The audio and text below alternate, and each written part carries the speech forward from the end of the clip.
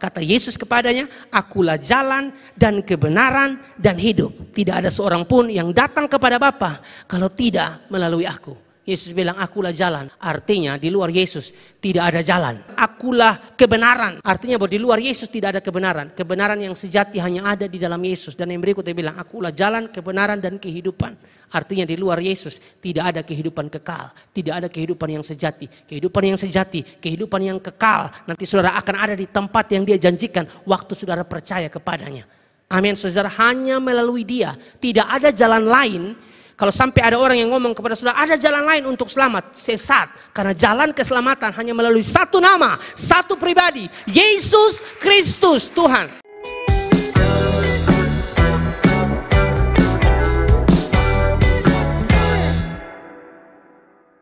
Yohanes 14 ayat 1, janganlah gelisah hatimu, percayalah kepada Allah, percayalah juga kepadaku. Garis bawahi kata percayalah atau pisteuo. Saudara mau pergi ke sorga, ke tempat yang Dia janjikan tanpa percaya, itu tidak mungkin. Amin, saudara.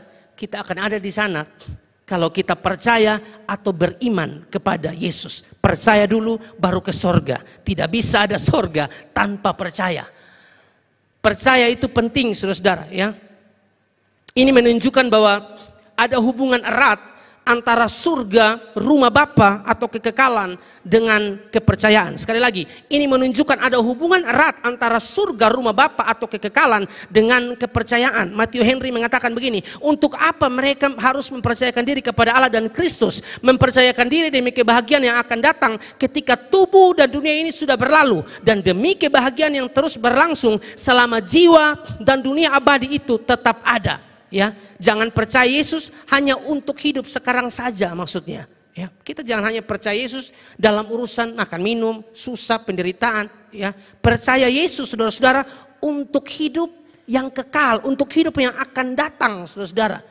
Makanya kemarin saya siaran dengan Kaningsi di SKFM, ya, siaran di SKFM lalu ada seorang Muslim yang bertanya. Dia bertanya, Pak Pendeta, Shalom, saya mau tanya.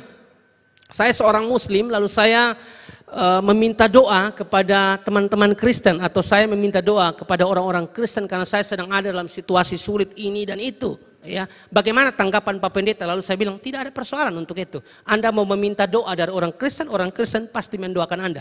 Bahkan senang mendoakan Anda. Tapi, saya tambahkan lagi, tapi jangan hanya sampai di mengenal Yesus hanya Yesus pembuat mujizat. Jangan hanya mengenal Yesus sampai di Yesus membuka jalan bagi kamu di saat tidak ada jalan. Jangan hanya mengenal Yesus sampai di persoalan saudara diselesaikan oleh Yesus. Mengenal Yesus jauh lebih dari itu. Apa? Keselamatan. Nah, bagaimana bisa selamat? Percaya Yesus. Saya ngomong begitu di radio SKFM kemarin. Waktu tanya jawab. Jangan hanya pikir, oh takutnya orang begitu. Dia hanya cari jalan keluar, hanya cari berkat, bukan sang pemberi berkat, bukan sang pemberi jalan keluar, yaitu Yesus sendiri. Makanya saya bilang, mau lebih percaya Yesus sebagai Tuhan dan Juru Selamat. Bukan hanya Anda sembuh, ya. Kalaupun Anda menderita di bumi, ya Anda percaya Yesus, sorga Dia sediakan bagi Anda. Amin. Saya bilang begitu kepada si penanya Muslim, harus lebih. Nah, kita percaya Yesus nih, jangan hanya sekedar untuk hidup yang sekarang saja. Percaya Yesus untuk hidup yang akan datang atau kekal, saudara-saudara. Itu. Bagaimana kita bisa ada di tempat yang Dia janjikan kalau kita tidak percaya Yesus? Yohanes 3:16 mengatakan, toh karena begitu besar kasih Allah akan dunia ini sehingga Ia mengaruniakan anaknya yang tunggal supaya setiap orang yang apa? Percaya kepadanya tidak binasa. Dengan kata lain, kalau saudara tidak percaya kepadanya, itu sudah pasti binasa. Ini kesempatan terbuka bagi setiap kita yang ikut gereja tapi tidak pernah buka hati di Tuhan, hanya ikut-ikut gereja tapi tidak ada perubahan hidup, menyakiti Tuhan, bertobat cukawan sebelum terlambat. Mati ini senada yang tahu nah. Ini malam juga kita bisa mati, Tuhan bisa panggil pulang, tapi pastikan kita mati dalam keadaan percaya kepada Yesus. Amin, saudara. Bukan tentang cara mati tapi cara hidupmu. Kalau saudara hidup takut Tuhan sungguh-sungguh mau mati karena tabrak Maxim atau Grab ya. Ini hari saudara mati di surga tetap. Karena saudara terima Yesus, percaya Yesus sebagai Tuhan dan Juru Selamat. Kalau saudara baca terus, Filipus bilang bagaimana kami akan pergi. Filipus sempat ada percakapan dengan Yesus. Lalu Yesus bilang di Yohanes 14 ayat yang ke-6. Toh, kata Yesus kepadanya, akulah jalan dan kebenaran dan hidup. Tidak ada seorang pun yang datang kepada Bapa kalau tidak melalui aku. Yesus bilang, akulah jalan. Artinya di luar Yesus tidak ada jalan. Akulah kebenaran. Artinya bahwa di luar Yesus tidak ada kebenaran. Kebenaran yang sejati hanya ada di dalam Yesus. Dan yang berikut dia bilang, akulah jalan, kebenaran, dan kehidupan. Artinya di luar Yesus tidak ada kehidupan kekal. Tidak ada kehidupan yang sejati. Kehidupan yang sejati, kehidupan yang kekal. Nanti saudara akan ada di tempat yang dia janjikan waktu saudara percaya kepadanya. Amin. Saudara, hanya melalui dia. Tidak ada jalan lain. Kalau sampai ada orang yang ngomong kepada saudara, ada jalan lain untuk selamat, sesat. Karena jalan keselamatan hanya melalui satu nama, satu pribadi, Yesus Kristus, Tuhan. Tidak ada yang lain. Amin, saudara. Makanya hidup dalam Tuhan, hidup percaya ya kepadanya, hidup bergantung kepadanya, sungguh-sungguh ya beriman kepada Dia. Hari ini atau kapanpun kita mati, seperti yang Rasul Paulus bilang, ya mati adalah keuntungan. Ya dalam Filipi 1 ayat 21, karena bagiku hidup adalah Kristus dan mati adalah keuntungan. Hidup adalah Kristus, karena bagiku hidup adalah Kristus. Kalau hidupmu bukan untuk Kristus, kamu tidak hidup di dalam Kristus. Bagaimana kamu berani bilang mati adalah keuntungan? Makanya saya ini kalau diminta khotbah di malam penyuburan, tuh saya harus cek dia ini siapa. Karena saya takut ngomong-ngomong kayak bikin enak telinga di jemaat, Tuhan marah. Yang mati ini gila perempuan, yang mati ini selingkuh nah. Yang mati ini mabuk dari pagi ketemu pagi, lalu saya pakai ayat karena bagiku hidup adalah Kristus dan mati adalah keuntungan. Tidak cocok. Orang yang ngomong begini orang yang di dalam Kristus. Orang yang ngomong begini orang yang percaya Yesus sebagai Tuhan dan Juru Selamat sehingga mati kapanpun dia bilang keuntungan. Amin, saudara. Saya ngomong keras waktu saya khotbah di Polres Kupang beberapa hari yang lalu. Saya ngomong ini, saudara. Jangan copot-copot ayat sembarang. Karena bagiku hidup adalah Kristus, mati adalah keuntungan. Aduh, baru tidak hidup di dalam Kristus, tidak percaya Dia sebagai Tuhan dan Juru Selamat, tidak beriman kepada Dia, kamu jangan copot-copot ayat sembarang. Oke lah kamu mati nanti kubur Anda bagus sekali, tehel-tehel yang mahal mungkin ya, batu nisan yang mahal, pakai ini ayat. Ini salah satu ayat yang sering kali dipakai. Maka kalau saudara hidup tidak takut Tuhan, saudara pembatu nisan saya gagah, saudara ada menderita di mana? Neraka sana. Amin. Jangan habis di batu nisan sah. Mesti hidup takut Tuhan. Apa gunanya batu nisan yang mahal? Apa gunanya uang saudara keluar banyak hanya untuk kerja kubur? Ternyata mahal, saudara-saudara.